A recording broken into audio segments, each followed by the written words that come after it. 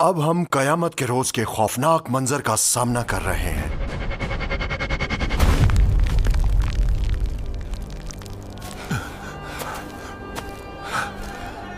دنیا کے خاتمے کے بعد ایک طویل انتظار کے بعد ایک زوردار آواز آتی ہے۔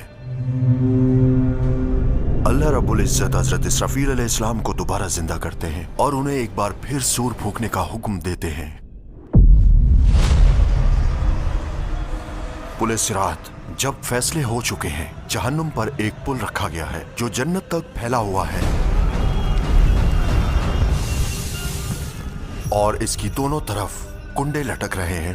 ان کا کام ان لوگوں کو پکڑنا ہے جن کا حکم دیا جائے۔ نہیں، براہ کرم میری مدد کریں، نہیں۔ اور خدائے رحمت کے سامنے تمام آوازیں دب کر رہ جائیں گی، چنانچہ تمہیں پاؤں کی سرسراہٹ کے سوا کچھ سنائی نہیں دے گا۔ آج کے دن ہم ان کے منہ پر مہر لگا دیں گے اور ان کے ہاتھ ہم سے بات کریں گے اور ان کے پاؤں گواہی دیں گے کہ وہ کیا کمائی کیا کرتے تھے۔ اب دنیا ختم ہو چکی ہے، ایک ایک کر کے ملک الموت سمیت تمام فرشتے مر چکے ہیں، لیکن اب وہ وقت ہے جب سب کچھ حقیقی معنوں میں شروع ہوگا اور سور پھونکا جائے گا اور ہم ان سب کو ایک ساتھ جمع کر لیں گے،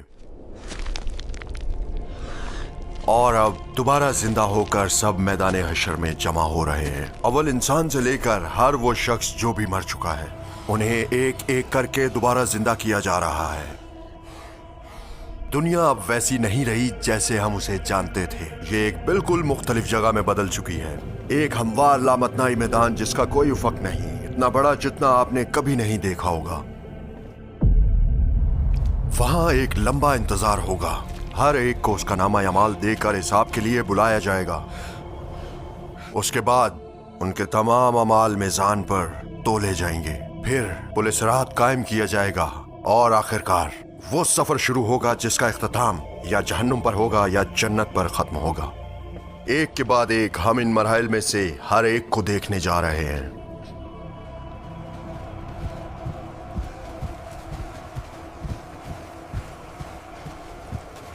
ممکن ہے کچھ لوگوں کو حیرت ہو کہ مردوں کو کیسے دوبارہ اکٹھا کیا جائے گا جب وہ گل سڑ کر زمین کے نیچے بکھر چکے ہیں، انہیں دوبارہ کیسے اٹھایا جائے گا؟ اس آیت میں ہمارا رب اس سوال کا ایک خوبصورت جواب دیتا ہے۔ وہ فرماتا ہے، ان گلی سڑی ہڈیوں کو کون زندہ کر سکتا ہے؟ کہہ دو کہ ان کو وہی زندگی دے گا جس نے انہیں پہلی بار زندہ کیا تھا، اور وہ ہر طرح کی تخلیق کو خوب جاننے والا ہے۔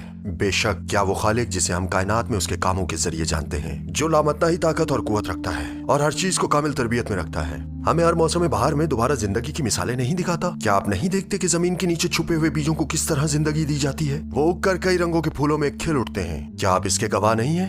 ایک ایسے کمانڈر کے بارے میں سوچیں جس کے پاس ایک وسیع اور طاقتور فوج موجود ہے، پھر وہ ان سب کو جا کر آرام کرنے کا حکم دے دیتا ہے۔ کیا آپ کو لگتا ہے کہ یہ کمانڈر اپنے بکھرے ہوئے سپاہیوں کو ایک گھنٹی کی آواز کے ذریعے دوبارہ اکٹھا نہیں کر سکتا؟ اسی طرح اللہ نے انسان کو انگنت عوامل کو اکٹھا کر کے تخلیق کیا ہے۔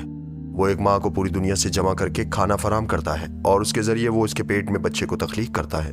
تو کیا یہ ممکن ہے کہ موت کے بعد جب ہمارے جسم مٹی میں بکھر جائیں تو وہ دوبارہ ہمیں جمع کر کے زندہ نہیں کر سکے گا؟ جیسا کہ آیت کہتی ہے، کیا ہمیں پہلی بار ان کو پیدا کرنا مشکل تھا؟ لوگ وحشت اور خوف میں اپنی قبروں سے اٹھ رہے ہیں، ایسے گویا کہ وہ گہری نیند سے بیدار ہوئے ہوں۔ ننگے پاؤں اور بے لباس وہ سب کسی ایک طرف تیزی سے دوڑ رہے ہیں، لیکن جس دہشت اور صدمے میں وہ ہیں، اس کی وجہ سے وہ ایک دوسرے کی طرف مڑ کر بھی نہیں دیکھ سکتے۔ کسی کو کوئی اندازہ نہیں کہ کیا کرنا ہے، وہ ٹڈی دل کی طرح بکھر کر ہر سمت دوڑنے لگتے ہیں۔ در حقیقت انہیں اسلام کے بارے میں پہلے ہی بتایا جا چکا تھا۔ ان کی آنکھیں جھکی ہوئی ہوں گی اور وہ اپنی قبروں سے نکلیں گے اور ہر طرف پھیلی ہوئی ٹڈیوں کی طرح بلانے والے کی طرف دوڑتے چلے جائیں گے۔ کافر کہیں گے، یہ ایک مشکل دن ہے۔ وہ مومن جو خدا کی نافرمانی سے دور رہتے ہیں، فخر اور خوشی کے چہروں کے ساتھ چلیں گے یا اپنی سواریوں پر سوار ہوں گے، لیکن وہ لوگ جو قرآن سے روگردانی کرتے ہیں، انہیں چہروں کے بل گھسیٹ کر میدان حشر میں لایا جائے گا۔ کچھ چہرے نور سے چمک رہے ہوں گے، جبکہ دوسرے پسینے میں شرابور ہوں گے۔ لوگ اپنے پیاروں کو ڈھونڈنے لگیں گے، لیکن بے سود، ہر کوئی اپنے ہی مسائل میں گم ہوگا۔ وہ ایک دوسرے سے بھاگیں گے، کیونکہ ان کے ذہن میں صرف ایک ہی چیز ہوگی، اپنے گناہوں سے نجات پانا۔ मुजरिम ये चाहेगा कि उस दिन के अजाब से बचने के लिए अपने बेटे, अपनी बीवी और अपने भाई को फिदिये में दे दे, और अपने उस खानदान को भी जो उसे पनाह देता था, और वो जमीन पर जितने भी लोग हैं सबको देकर खुद को बासानी बचा ले। बराए करम मुझे जाने दो। अगर चाहो तो मेरी बीवी को ले जाओ, अगर चाहो तो मेरे दोस्तों को ले जाओ। दुनिया में कोई शख्स जिसके साथ भी दोस्ती रखता था और जिसकी भी बात सुनता था, वो यौम हिसाब में उन लोगों को तलाश करेगा। अगर ये दोस्तियां बुराई की राह पर थीं, तो जैसे ही वो उन्हें पाएगा वो उनका गिरेबान पकड़ लेगा। जब मैं जमीन पर था तो मैंने तुम्हारी पैरवी की, मैंने वो किया जो तुमने कहा। अब मुझे बताओ कि मैं क्या करूं? लेकिन वो पीछे मुड़कर देखे बगैर भाग जाएंगे। वो अपने पैरोकारों को देखना भी नहीं चाहेंगे, और उनके पैरोकार पशेमा होंगे और पैरोकार कहेंगे, काश हमें एक बार फिर दुनिया में लौटने का मौका दे दिया जाए, तो हम भी उनसे लातालुकी का ऐलान करेंगे जिस तरह उन्होंने हमारे साथ किया। आहिस्ता आहिस्ता कुछ नाम आपके जहन में भी आने लगते हैं। कुछ ऐसे लोग हैं जिनका आपको उस दिन सामना करना पड़ेगा। अगरचे आपको उनसे मिलने की कोई ख्वाहिश नहीं, लेकिन फरार की कोई राह नहीं है। तमाम इंसानियत एक बड़ी कतार में खड़ी हुई होगी, और अब ये इंतजार का वक्त है। लोग हैरान होंगे कि ये इंतजार कितना लंबा चलेगा, क्योंकि सूरत हाल नाकाबिले बर्दाश्त होगी। उस दिन सूरज पहले से कहीं ज्यादा लोगों के करीब लाया जाएगा, जबकि वो दुनिया में 40 डिग्री सेंटीग्रेड की धूप में भी नहीं खड़े हो सकते थे। लोगों को उस दिन झुलसा देने वाले सूरज के नीचे एक बहुत तवील अरसे तक इंतजार करना पड़ेगा। अपने गुनाहों के बोझ के मुताबिक हर कोई इस तरह पसीने में डूबा होगा जैसे पहले कभी नहीं हुआ। लेकिन क्या बिल्कुल भी साया नहीं होगा? हमारे प्यारे नबी सल्लल्लाहु अलैहि वसल्लम ने पहले ही खुशखबरी सुना दी थी उन लोगों को जो साए में होंगे। उन्होंने फरमाया, उस दिन जब उसके साए के सिवा कोई साया नहीं होगा, अल्लाह ताला 7 किस्म के लोगों को अपना साया अता करेगा। एक आदिल हुक्मरान, एक नौजवान जो अल्लाह की इबादत में पला बढ़ा, एक वो शख्स जिसका दिल मस्जिदों से जुड़ा हुआ हो, वो 2 शख्स जो सिर्फ अल्लाह की खातिर एक दूसरे से मोहब्बत करते हों और वो सिर्फ अल्लाह के लिए मिलते और जुदा होते हों, और एक ऐसा शख्स जो एक हसीन और जमील औरत की नाजायज ताल्लुकात की दावत को रद्द कर दे और कहे कि मैं अल्लाह से डरता हूँ। एक ऐसा शख्स जो इतनी खामोशी से सदका दे कि उसके बाएं हाथ को भी पता ना चले कि उसके दाएं हाथ ने क्या दिया। और एक शख्स जो तन्हाई में अल्लाह को याद करे और उसकी आंखें आंसुओं से भर जाएं। एक और हदीस में खुशखबरी यूं दी गई है कि जो शख्स किसी कर्जदार को जो तंगी में हो मोहलत दे, या तमाम या कुछ कर्ज माफ कर दे, अल्लाह ताला कयामत के दिन उसे अपने अर्श के साए में पनाह देगा, जब उसके साए के सिवा कोई साया नहीं होगा। इंतजार बहुत तवील अरसे तक जारी रहेगा, लेकिन हिसाब शुरू नहीं होगा।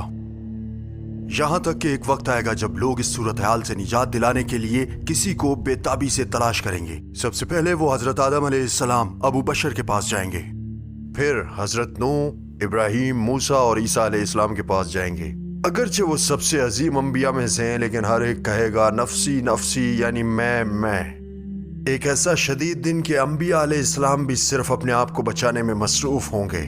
सुभान अल्लाह, उनमें से कोई भी खुद को अल्लाह से ये दरख्वास्त करने के लायक नहीं समझेगा। हर एक दूसरे की तरफ इशारा करेगा, यहाँ तक कि आखिरकार हमें नबी पाक की तरफ भेजा जाएगा, और आखिर में वो अल्लाह से जो दुआ करेंगे, जिसके बाद हिसाब शुरू हो जाएगा। लेकिन इसके बाद जो कुछ शुरू होगा वो पहले की हर चीज से ज्यादा सख्त होगा। अजीम हिसाब से पहले हर कोई एक कतार में खड़ा होगा,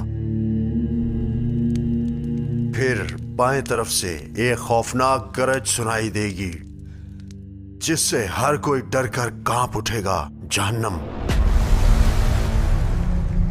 जहन्नुम की आग अपने तमाम गुस्से और ताकत से जाहिर होगी, बेसब्री से दहक रही होगी, क्योंकि उसके सामने वो लोग खड़े होंगे जिन्होंने बेशुमार जुल्म और खौफनाक गुनाह किए, जिन्होंने अल्लाह और उसके नबी को झुठलाया, जिन्होंने ईमान वालों का मजाक उड़ाया और जिन्होंने सैकड़ों बेगुनाह लोगों को कत्ल किया। खौफजदा होकर वो सिर्फ बेबसी से घूर ही सकेंगे, और दाएं तरफ जन्नत अपनी तमाम खूबसूरती और शान और शौकत के साथ जाहिर होना शुरू हो जाएगी। वो लोग जो दुनिया में अल्लाह पर ईमान लाए और उसके नबी की बात मानी, वो खुशी से इंतजार कर रहे होंगे। अपने हिसाब से पहले रास्ते में आपको एक चौंका देने वाला मंजर नजर आता है। दुनिया में एक भेड़ ने एक मर्तबा एक हमला भेड़ को सींग मारा था, जिससे उस भेड़ का बच्चा जाया हो गया था। उस दिन उन दोनों भेड़ों को आमने सामने लाया जाएगा ताकि कसास लिया जाए, और दूसरी भेड़ के साथ बिल्कुल ऐसा ही किया जाएगा। उस लम्हे आपको हकीकी मायनों में एहसास होगा कि छोटी सी छोटी चीजें भी जिन्हें आप गैर अहम समझते थे, उनका भी हिसाब लिया जाएगा। तो जिसने जर्रा बराबर भी नेकी की होगी वो देख लेगा, और जिसने जर्रा बराबर भी बुराई की होगी वो उसे देख लेगा। अब हर एक को उसका नामा अमाल दिया जाएगा। اہل جنت اسے دائیں طرف سے حاصل کریں گے، جبکہ اہل جہنم اسے بائیں طرف سے یا پیچھے سے حاصل کریں گے۔ جن کا نامہ اعمال دائیں طرف سے دیا جائے گا انہیں اصحاب الیمین کہا جاتا ہے، دائیں طرف والے، اور جن کا نامہ اعمال بائیں طرف سے یا پیچھے سے دیا جائے گا انہیں اصحاب الشمال کہا جاتا ہے، بائیں طرف والے۔ اور اعمال نامہ ان کے سامنے رکھا جائے گا، اور بدکار اس میں لکھی ہوئی باتوں سے ڈر رہے ہوں گے اور کہیں گے، ہائے افسوس ہم پر، یہ کیسا ریکارڈ ہے، اس نے چھوٹے یا بڑے کسی عمل کو بھی بغیر حساب کے نہیں چھوڑا۔ ہر وہ عمل جو انہوں نے کیا تھا ان کے سامنے رکھ دیا جائے گا۔ آپ گھر اب کسی پر ظلم نہیں کرتا۔ کاش میں نے کبھی شیطان کی پیروی نہ کی ہوتی۔ پلیز میں معافی چاہتا ہوں، مجھے ایک اور موقع دے دیں۔ کاش میں نے اپنے نفس کی پیروی نہ کی ہوتی، کاش میں مٹی ہو گیا ہوتا۔ جہاں تک اہل جنت کا تعلق ہے، جب انہیں ان کے نامہ اعمال ملیں گے تو قرآن اس کو اس طرح بیان کرتا ہے، جس کسی کو اس کی کتاب دائیں ہاتھ میں دی جائے گی وہ کہے گا، یہ لو میری کتاب، اسے پڑھو، میں جانتا تھا کہ حساب کا سامنا کرنا پڑے گا۔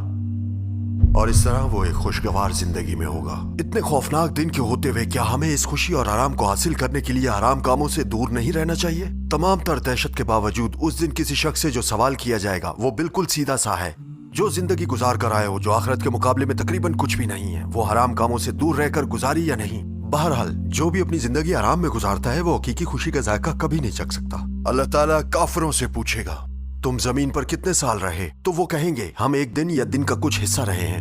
گننے والوں سے پوچھ لو، اللہ فرمائے گا، تم بہت ہی کم رہے ہو، کاش تم جانتے ہوتے۔ یہ وہ لوگ ہیں جنہوں نے آخرت کے بدلے میں دنیا کی زندگی خریدی، تو ان سے نہ ہی عذاب ہلکا کیا جائے گا اور نہ ہی ان کی مدد کی جائے گی۔ اور اب وہ جنہوں نے ایمان لانے سے انکار کیا، جو کافر ہیں، وہ عنقریب جہنم میں ڈالے جائیں گے، وہ اس میں ہمیشہ رہیں گے، کبھی نہیں نکالے جائیں گے۔ اپنے کفر اور اس ظلم کے مطابق جو وہ کرتے تھے ان کی سزا اس سے بھی زیادہ سخت ہوگی۔